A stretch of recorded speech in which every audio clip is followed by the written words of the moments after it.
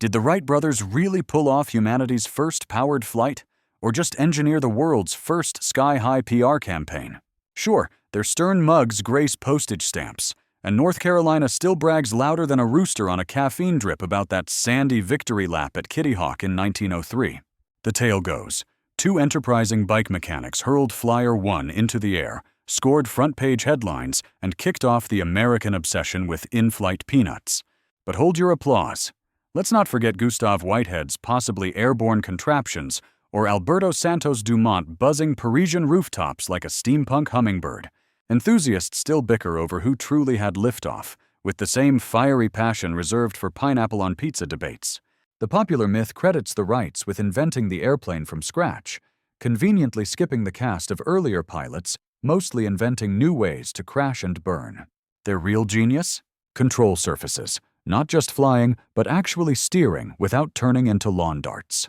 Naturally, they guarded their secrets like Grandma's apple pie recipe, sparking patent wars that kept lawyers ever so content. So were the Wrights first? With Flyer 1, a bicycle with wings, zero cockpit airbags, and no margin for error, the history books and the patent office give a firm nod. Though the Wright brothers are credited with the first successful airplane, Da Vinci's earlier ornithopter designs show flight ideas date back centuries. If you think Leonardo da Vinci was flapping through the Florentine skies in a wooden contraption, Renaissance Instagram would have had a field day. Picture this: Leonardo, windswept hair, Mona Lisa smirking in the cockpit behind him, and Dark's sky-high genius trending all over Europe. Tempting myth, right? People swear Da Vinci was piloting his ornithopter centuries before the Wright brothers even tweaked a bicycle chain. So where did this airborne fantasy take off? Mostly from Da Vinci's exquisitely detailed sketches and cryptic notes, fuel for 4 centuries of wishful thinking. Here's the kicker. Despite drawings that belong on Pimp My Ride Renaissance Edition, not one of Da Vinci's flying machines ever left the ground, unless you count spectacular nosedives. Technical glitches like wooden wing joints and limited human bicep horsepower kept him and his unwitting crash test dummies firmly earthbound. Meanwhile, the Wright brothers managed to get airborne in 1903, probably without even a pigeon as air traffic control. So what did Da Vinci really give us? Ingenious ideas and endless inspiration. Frequent flyer miles? Not so much. Da Vinci's ornithopter, like many early flying machines, drew direct inspiration from the mechanics of birds in flight. Picture early inventors staring at the sky, utterly convinced that flapping your arms hard enough, plus a pinch of determination, would turn you airborne. If only ambition, and maybe a few feathery accessories, were the secret handshake to join the bird's exclusive flying club. The popular myth insists every aviation pioneer was a feather fanatic, spending days stalking seagulls and dreaming of wingspans and worm breakfasts. To be fair, some inventors were downright smitten with bird mimicry. Cue the parade of infamous wing-flapping contraptions, half machine, half chicken suit. Thankfully, no one ever tried laying eggs as an alternative takeoff method. But not all were ready for full feathery cosplay. Some clever minds eyed kites, gliders, and even rebellious boat sails, wondering, why reinvent the rolling waves when we could conquer the sky? The Wright brothers, for instance, clocked more hours fiddling with bicycles and wind tunnels than serenading their neighborhood crows. Eventually, engineers cracked the code. Flight is physics, not peacock envy. After all, bird brains make terrible engine blueprints. By the 20th century, smart inventors ditched the beaks and feathers, leaving molting to the birds, and Operation Giant Feathery Arms filed under experimental failures. Despite widespread bird-inspired designs, some countries like France missed crucial opportunities in early aviation development. Imagine a world where croissants, cheese, and flight all hailed from France. Sacré bleu, what a missed encore. There's a stubborn myth that the French nearly beat the Wright brothers to powered flight. And to be fair, the French did have sky-high ambitions. In the 18th and 19th centuries, their inventors were absolutely obsessed with flying machines, as if baguette-fueled daydreams had sprouted wings. The Montgolfier brothers took the lead, launching the first hot air balloon and inspiring a nation to stare hopefully skyward, probably with a glass of Bordeaux in hand. But when it came to heavier-than-air contraptions, French experiments flopped harder than a soufflé left in a draft. Pedal-powered bird imitations and steam-driven skyrockets failed to achieve anything close to flight, unless you count stylish nosedives. Meanwhile, the Wright brothers quietly turned their Ohio bicycle shop into an aviation lab, soaring, literally and historically, miles ahead of their French rivals. Vive la France, but vive la takeoff! If only those French inventors had powered their dreams with camembert. Who knows? Maybe we'd now be ordering L peanuts at 30,000 feet.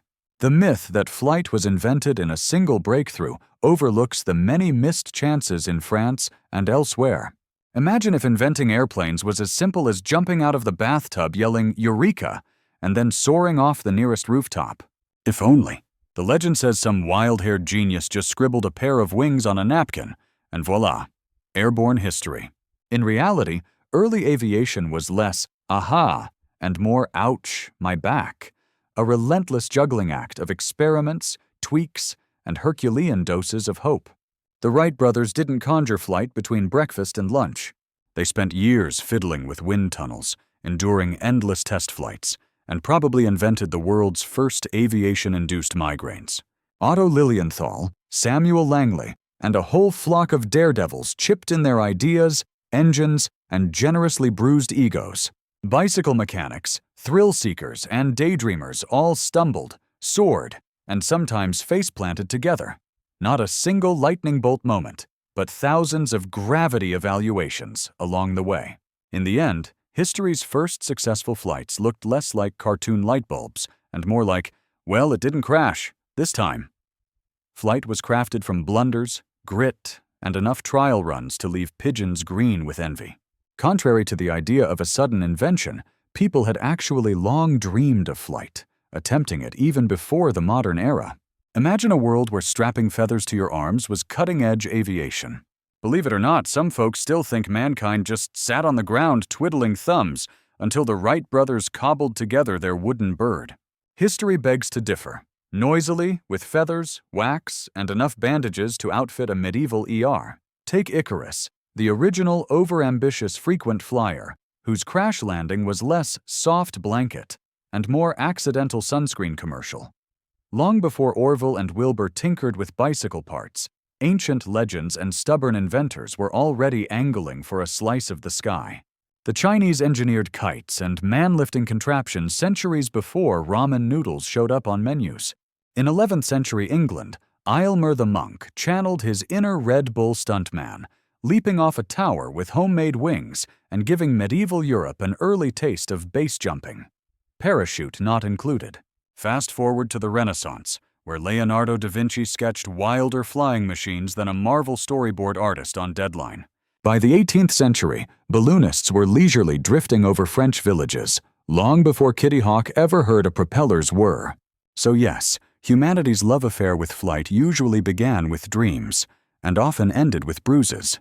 But boy, did we keep jumping. While flight attempts weren't new, the airplane's ultimate invention is often seen as an exclusively American achievement. Forget apple pie. The airplane is served up as the quintessential American dish, right? Apparently, it even comes with a complimentary side of freedom fries. The Wright brothers of Ohio are often toasted as the sole chefs behind this airborne entree, their silhouettes forever stamped on lunchboxes and history books alike. This tale paints the U.S. as the one-stop kitchen where the airplane was baked to perfection. But hold your tray. Reality calls for a global potluck. Across the Atlantic, Otto Lilienthal was bunny hopping off German hills. In France, scientific salons fizzed with aerodynamics banter. Meanwhile, the dashing Brazilian Alberto Santos Dumont was charming Parisians and clocking public flights. Had he had the Wright's PR team, we'd all be racking up miles with Saudade Airlines. Meanwhile, Samuel Langley's American prototypes took frequent dips in the Potomac, less lift-off, and more splash zone. Yet the mythic American gumption story often steamrolls these international contributions, as if international cooperation were invented in Photoshop. That all-American stamp on airplane invention? Let's just say it's as inflated as a weather balloon about to pop.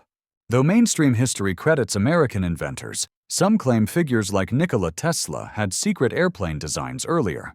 Imagine Nikola Tesla not just summoning lightning from the sky, but also calling shotgun in his very own airplane. Legend has it the electric wizard sketched blueprints for a superplane long before the Wright brothers clattered down Kitty Hawk's sands.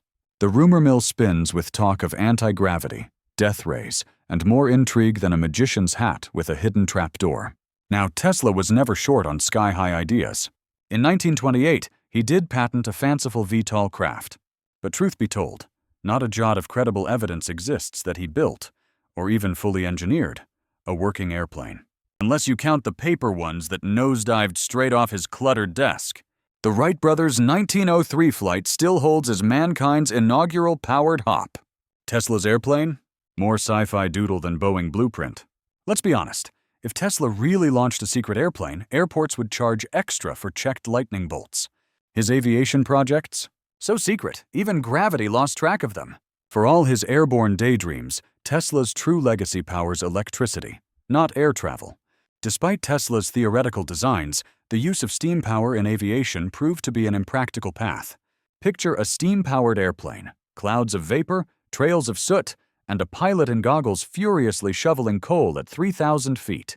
Steampunk cosplay wins. Flight safety loses. After steam revolutionized trains and ships, inventors thought, why not add wings? The answer?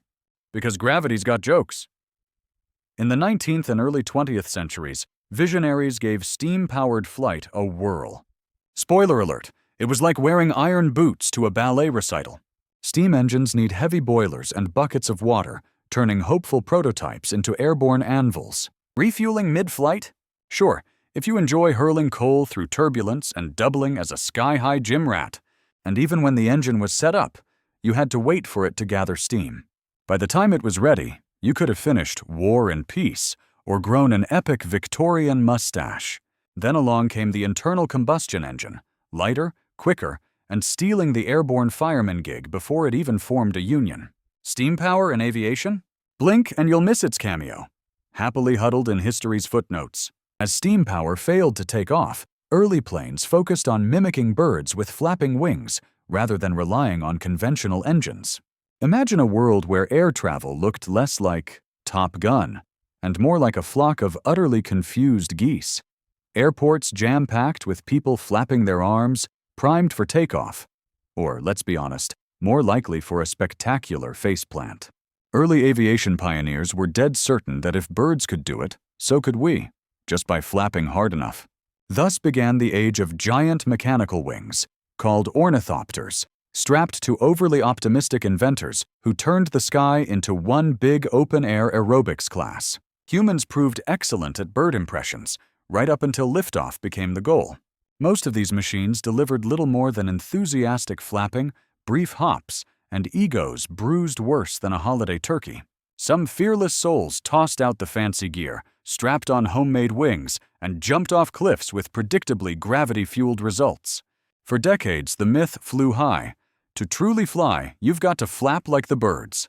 Then came hot air balloons, no arm waving required, and sleek gliders, showing us soaring didn't have to double as an extreme workout. Real progress finally took off when someone mused, what if we keep the wings steady and just add an engine?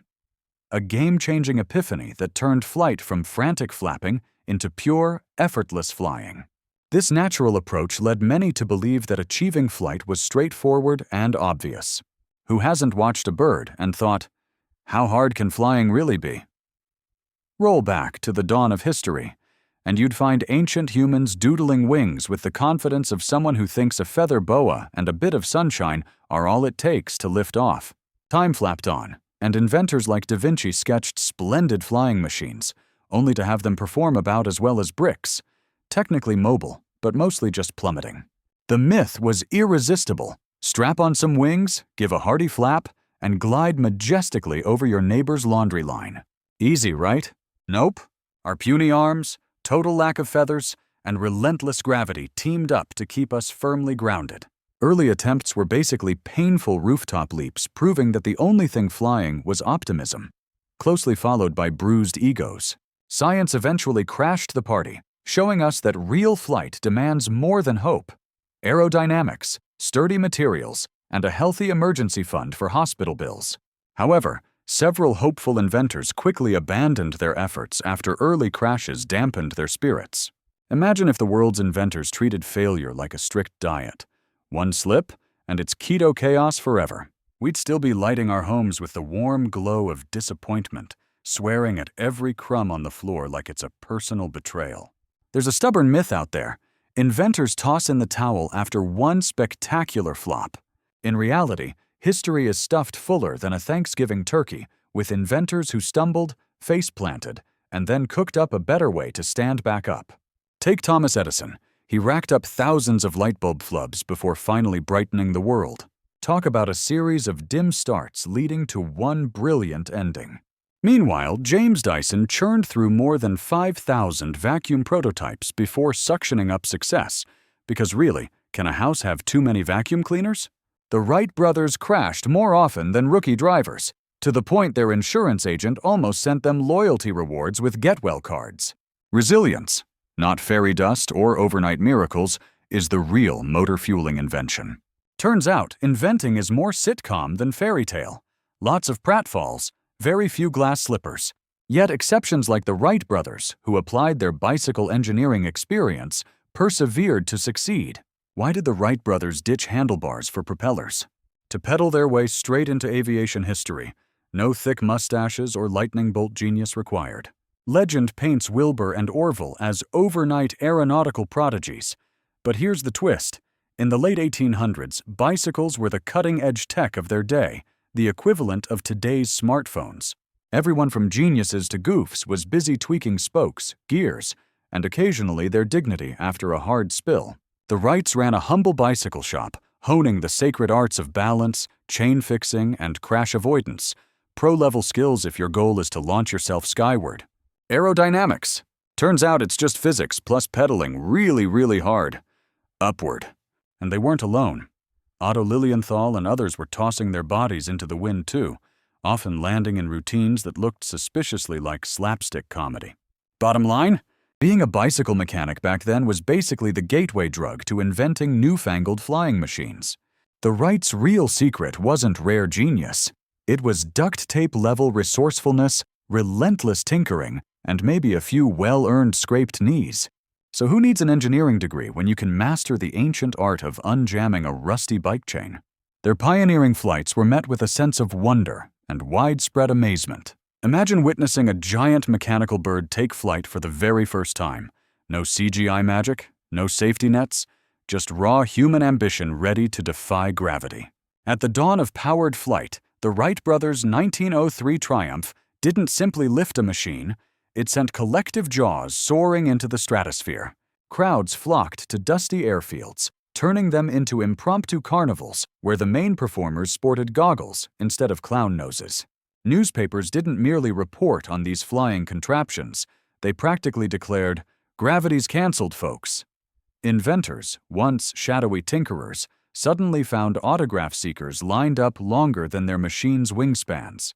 Governments and public institutions scrambled to snag bragging rights, because nothing screams modern nation like sending citizens skyward, even if only for 12 thrilling seconds. Sure, a few skeptics clutched their pearls, but society's response was surprisingly chill. No riots, no torches, just the occasional runaway bonnet caught in a propeller breeze. So while today we gripe about luggage fees, back then the only extra cargo was the occasional pigeon catching a free ride. This awe was evident when the first airplanes took off before cheering crowds at early air shows. Imagine witnessing humanity's first powered flight. Was it a triumphant soar or the world's biggest hold my root beer moment? Picture the windswept dunes of Kitty Hawk, North Carolina on December 17, 1903. The morning air whips around as two brothers in natty caps fuss over the Wright Flyer, a curious mashup of bicycle parts and sewing prowess. 5 skeptical locals huddle, eyes flicking between the odd contraption and the sky, clearly bracing for slapstick over spectacle. Legend paints this as an epic public fiesta, complete with hundreds of spectators, confetti showers, and maybe a brass band on standby. The reality? The roaring crowd barely qualified as a picnic. Amid them, a lifesaver, just in case, a helpful kid, and a handful of folks who might have been rooting for a glorified crash. Then Orville climbs aboard. 12 seconds later, shorter than most people's daily wait at airport security, he lands after flying a staggering 120 feet. Pigeons overhead barely batted an eye. Yet in that humble, chilly gathering, jaws dropped, history quietly took flight, and the era of cramped airline seats and in-flight peanuts officially began. Despite public celebrations, the Wrights had achieved their success largely through isolated, dedicated work. Picture the Wright brothers not as mad scientists cackling in a shadowy shed over blueprint scraps and propellers, but as savvy networkers with a mission, secretly cooking up human flight while eyeing their suspicious cat, as if a curious neighbor's knock might ground aviation forever. Legend paints Orville and Wilbur as isolated bicycle mechanics, spinning the first flying machines with sheer American grit and endless elbow grease. But here's the twist.